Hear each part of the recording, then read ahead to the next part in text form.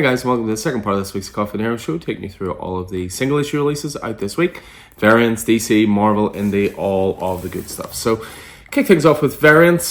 These were ones that actually should have come last week, but reasons. So Batman Gotham by Gaslight, The Kryptonian Age, reaching as far as issue 3, and this is the Francesco Francavilla variant cover, an artist whose work I collect myself. Some fun ones out this week are the Superpowers collection variant covers, so done in this action figure style, based on the old Superpowers style. So you have Titans number 14, first of all, Donna Troy there, and you have Nightwing 117, Disco Wings, and who doesn't love the Disco Wings? After that, we have Wonder Woman number 12, and this is the Julian Totino Tedesco variant cover. Rather lovely. Never seems to be hard to deliver a really good Wonder Woman cover. Just character that lends itself so well. Next up, we have Nightwing 117. This is a Bruno Redondo variant cover. Sort of makes sense. Bruno Redondo's doing some variants towards the end of the run. Obviously, it ends after the next issue for Tom Taylor and Bruno Redondo. Next up, we have Epitaphs from the Abyss. This is the retailer incentive 1-10 variant by Jay Stevens. So we've been getting these in for the EC comics so far. A little bit of an homage to the previous series back in the day. Next up, we have the Destro variant cover. This is done by Carl Kerschel. Destro reaching issue 3. Another Epitaphs from the Abyss one. This is by Adam Polina. A little bit more horror focused, befitting of the title, of course. Next up, we have Thundercats number 7. This is a Lucio Perillo variant cover for that. We have Venom War Venomous. This is the Derek Chew variant cover for that. Obviously, Black Widow bonding with the symbiote going into Venom War. Stepan Sajic doing a variant cover for Superman number 17. Sedana featuring highly prominently there, as she does so in the story. Transformers, we should have had these last week. These are the retailer incentive 1-25 variant covers by Lupo Lullaby. Next up is Predator versus Black Panther. This is obviously a big one this week. This is the retailer incentive 1-10 variant cover, the design variant cover. As well as that, there is a gorgeous Scotty Young variant cover for that book as well. I mean, it even has the speech bubble of I'm going to get to the chopper. Just can't beat that stuff. Next up is an Omar variant cover. This is a new artist that seems to be getting a bit of traction in the variant cover game. Doing a cover for Jenny Sparks number 1, the new Tom King book with Jeff Spokes. Phoenix number 2, Derek Chew once again on variant cover duties there. We have Wolverine Revenge. It's definitely one of the big titles this week. Greg Capullo and Jonathan Hickman. This is the David Nakayama foil variant cover. The Ultimate Spider-Man 8 is this week, so always a big one. We have Lee Garbey on variant cover duty. First of all, great Kingpin-centric Spidey one there. We also have Ultimate Spider-Man 8 Luciano Vecchio variant cover as well.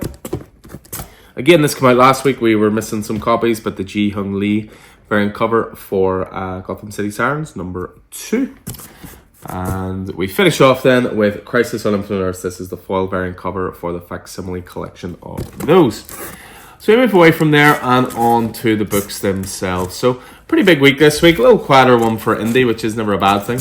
But a pretty big one for DC and Marvel. So indie-wise, you have, as I spoke about before, Epitaphs from the Abyss number 2. This is their horror anthology book. Lovely Lee Bermejo cover for that. A new one from Titan Comics, which is Huge Detective, which looks rather good. I'm looking forward to this myself. I seem to remember pointing that out in the previews catalog. We have, next up is Nightclub number 2. So this is the sequel to Mark Millar and Juan Ramirez's teen vampire book. Now at Dark Horse Comics, of course. We have Ninjak versus Roku, number 3. So continuing on with the Valiant Comics universe. A really good issue one from a few weeks ago was Paranoid Gardens, a new title involving Jared Way, frontman for My Chemical Romance, along with co-writing partner Sean Simon and artist Chris Weston. Really, really good first issue of that. So issue 2 is this week. We have Patcher, One Innocent Girl in a World of Maniacs. So brand new number 1 this week. There is a Power Rangers one-shot, which is Power Rangers Infinity, written by Sam Humphries, art by Brandon Stein, and colours by Truona Farrell, so Power Rangers Infinity. We have Spawn Rat City this week, issue 5, continuing on the Spawn Universe book. We finish off then with The Walking Dead Deluxe hitting issue 95. It's amazing to think 95 issues of that have come out. to be honest. So we move on and we have Amazing Spider-Man for Marvel. This is part of the Facsimile series going through the Black Suit saga. And this is issue 259.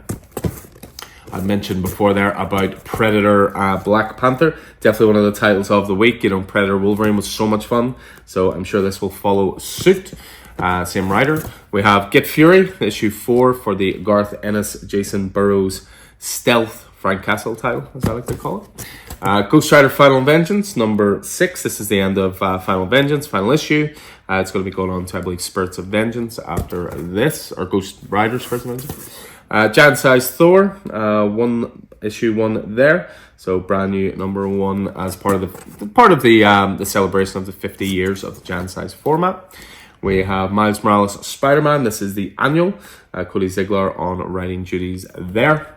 Another really good number 1 a few weeks back, and I think we've maybe one copy left on the shelf, was Namor, Jason Aaron's new book for the Submariner.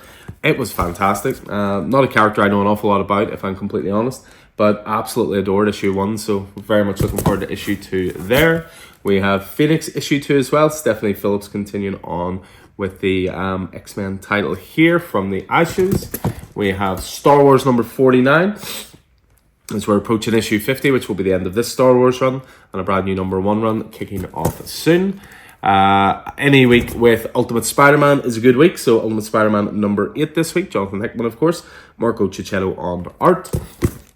We also managed to get some extra copies of Ultimates 3, probably one of the most critically acclaimed issues of the year.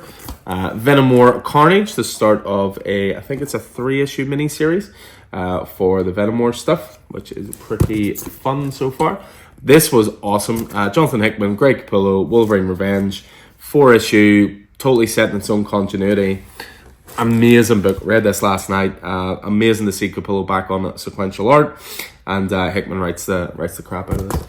Next up, we have Batman Superman World's Finest, so issue 30. So Mark Waid, Gleb Melnikoff on art duties. The Trinity's first adventure revealed. We have Dark Knights of Steel All Winter, issue 2 this week. So continuing on the Deathstroke theme, Dark Knights of Steel tale. This was great as well. I read that last night. Copies in this week because we were massively shorted last week for DC versus Vampires World War V. Again, read this last night. Great stuff. Really worthy follow-up to the original DC versus Vampires title. Gotham City Sirens. I'd mentioned it with the variant cover, so issue 3 here for the 4-issue weekly series. Again, one of my most anticipated books this week is Jenny Sparks, Tom Keane, Jeff Spokes, brand new number 1, Black Label. What more do you want?